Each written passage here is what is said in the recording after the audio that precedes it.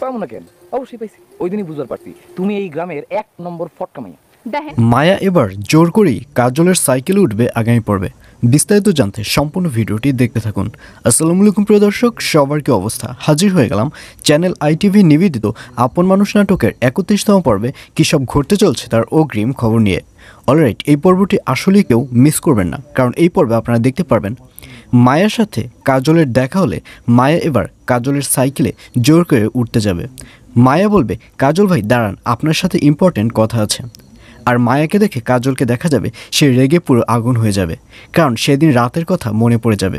কাজল বলবে, তোমার সাথে আমার কোনো কথা নেই, তুমি হচ্ছ একটা বাজে মেয়ে, তোমার সাথে কথা বললেই আমার ঝামেলা হবে। তখন মায়া বলবে, না ভাই, আমি আপনার সাথে একটা মিউচুয়াল কথা বলতে চাই। আমি আর আপনি যেহেতু একই এলাকায় থাকি, একই গ্রামে থাকি, সেহেতু আমাদের মধ্যে শত্রুতা করাটা মোটেও ঠিক হবে না, আর এর জন্যই আমি আপনার সাথে বন্ধুত্ব করতে চাই। তখন কাজল বলবে, আমার বন্ধুর অভাব নেই।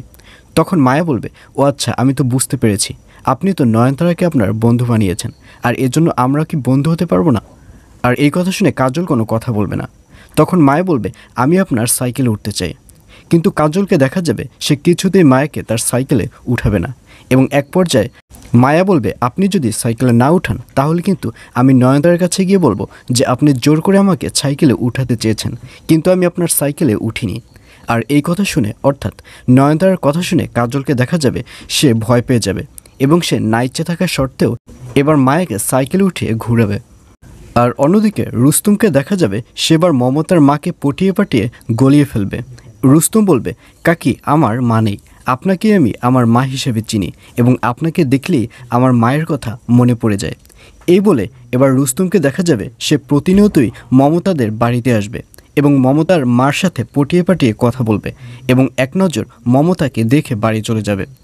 আর এই সব দেখে মমতাকে দেখা যাবে সে এক পর্যায়ে রুস্তমের প্রেমে পড়ে যাবে, এবং প্রতি রাতেই রুস্তমকে দেখা যাবে সে মমতাদের বাড়িতে আসবে এবং তারা প্রেমালাপ করবে।